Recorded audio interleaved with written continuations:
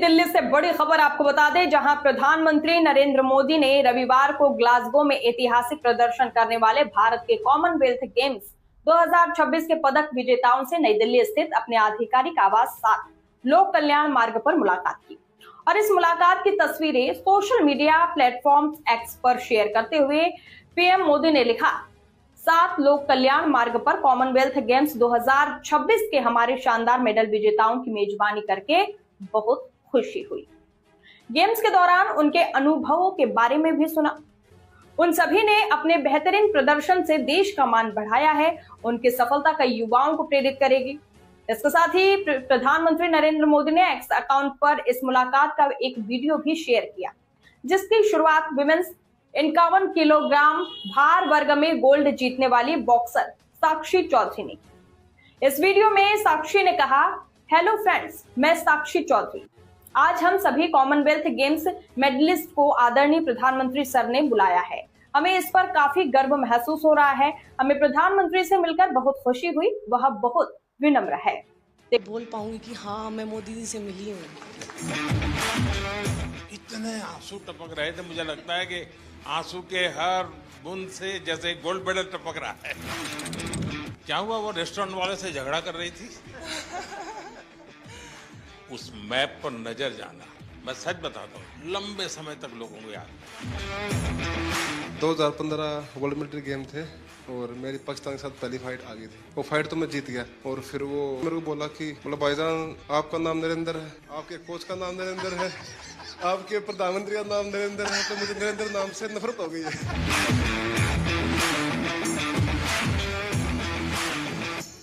मेरे यहाँ, मुझे यहाँ लगभग 12-13 साल हो गए इसी मकान में। अगर मैंने रेगुलरली और हर बार किसी को रिसीव किया है, किसी को मैं मिला हूं, तो खिलाड़ी है। पिछले 10-12 सालों के आप लोगों के पुरुषार्थ के कारण, भारत को लगातार विजय दिलाने के आपके प्रयासों के कारण और उत्तरोत्तर सफलता में नई ऊंचाइयां पार करने की परंपरा के कारण, जो काम शायद हम स्कूलों में जाके कहें कि नहीं वे खेलना चाहिए, ये करना चाहिए, वो काम स्कूलों में जाकर के हम कर सकते थे, उससे ज्यादा आपका मेडल उनको इंस्पायर करता है। तुमने मुझे वादा किया था पिछली बार कि तुम्हारी दोनों बेटियां खिलाड़ी बन जाएगी। हाँ जी, अभी भी उम्र की छोटी है। अगले कॉमनवेल्थ में एक घर में 3 मेडल लाके दिखाएंगे। पक्का? जब मैं दौड़ रहा था, जब मेरा इवेंट था 29 को, तो उस दिन गुरु पूर्णिमा थी, तो उस दिन मेरे गुरु को मैंने एक गिफ्ट दे दिया। बड़ी शान बढ़ाई आपने। इतने आंसू टपक रहे थे, मुझे लगता है कि आंसू के हर बूंद से जैसे गोल्ड मेडल टपक रहा है। मैं बहुत ज़्यादा खुशी थी, इमोशनल भी थे उसी दिन, और खुशी ज़्यादा था।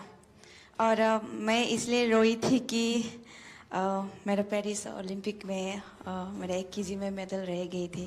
और एक प्लेयर्स की लाइफ में क्या क्या हमको फेस करना पड़ता है, तो ये 4 साल के अंदर मैं कितना क्या क्या कुछ मैंने फेस किया था। हर टाइम इंजरी ही चल रहे थे और फैमिली प्रॉब्लम वो सब हो रहा था, तो बहुत मुश्किल से मैं ये 4 साल फेस किया था। तो वो सब जब पोडियम में जब मैं खड़ी थे सर, और हमारी जो फ्लैग ऊपर जाते हैं और हमारे नेशनल एंथम जब बजते हैं, तो सर हम रुक नहीं सकते सर, अपना आप आंसू निकलते हैं। वो बहुत बहुत बढ़िया। आपके इस अचीवमेंट को सिर्फ आपका अचीवमेंट मानता हूं, ऐसा नहीं है। ये आपका विजय आने वाली पीढ़ियों के लिए बहुत बड़ी प्रेरणा बन जाता है। सब डर रहे थे हमसे कि इंडिया के साथ फाइट आ गई, अब तो हम पहली फाइट ही हार जाएंगे, हमारा मेडल भी नहीं आएगा। यानी मान के चलते हैं। हाँ सर। क्या हुआ, वो रेस्टोरेंट वाले से झगड़ा कर रही थी? हम लोगों का तो इतना अच्छा परफॉर्मेंस था, लास्ट डे था और सब जीत के गए थे और पूरा इंडिया के लोग थे, तो थोड़ा सा मुझे बुरा लग रहा था।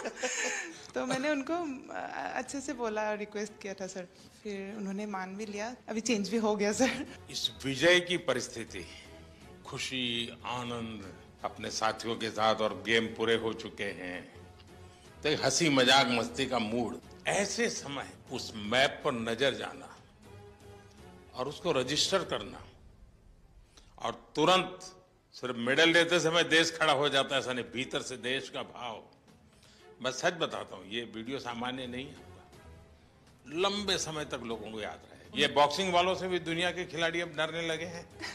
जरूर सर, पूरे सभी डरे हुए थे, एक के बाद एक गोल्ड मेडल आ रहे थे और मतलब पूरा लास्ट में ऐसे धमाका जैसा हो गया। बिल्कुल जिस तरीके से हम लोगों को सपोर्ट मिल रहा है, हमें बैक टू बैक कंपटीशन मिल रहा है, वो एक बहुत बड़ी बात है। और हमारे जितने भी यंग एथलीट हैं वो लोग सभी जैसे खेलो इंडिया स्कीम से आए हुए हैं और ये एक बहुत बड़ा चेंजेस ला रहा है पूरे स्पोर्ट्स में ही।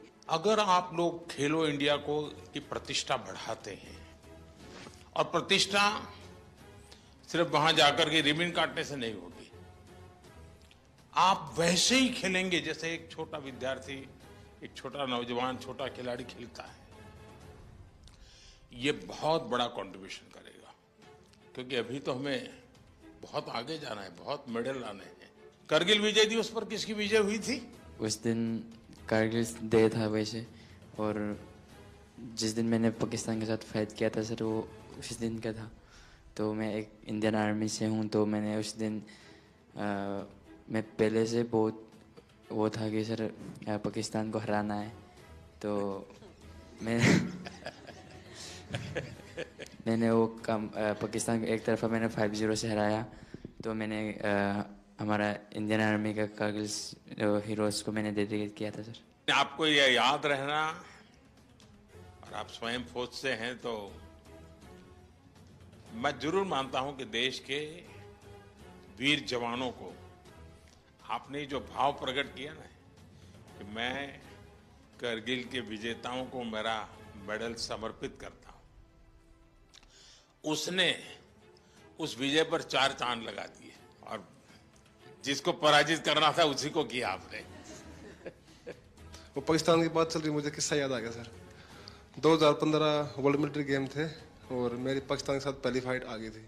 और वर्ल्ड मिलिट्री गेम थे तो मिलिट्री वाले का फोन आया कि भाई पाकिस्तान से नहीं आना है। तो फिर मैं फर्स्ट राउंड 4-1 से जीत गया, सेकंड राउंड 3-2 से जीत गया, पर दोनों के सर लग गए आपस में, तो दोनों के लग गए कट। वो फाइट तो मैं जीत गया। उसके बाद फिर दोनों चले गए हॉस्पिटल में टाके लगवाने के लिए। फिर 2014 में आप फर्स्ट टाइम प्रधानमंत्री जी बने थे और जो हमारे साथ आर्मी का कोच गया हुआ था उसका नाम नरेंद्र राणा था। और फिर वो कई देर तक सोच के मेरे को बोला कि भाईजान एक बात बोलूं? मैं हाँ बोलो।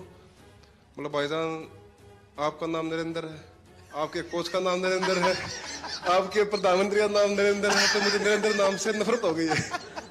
सिर्फ आपने मेडल की संख्या बढ़ाई ऐसा नहीं है, आपने एक पीढ़ी को तैयार किया। मेरे मन में भी धक धक हो रहा है आप सर। चिंता मत कीजिए। पर आज आपको बोलने में भी मेडल मिलने वाला है। मेरे फ्रेंड्स सर्कल में किसी ने बोला था कि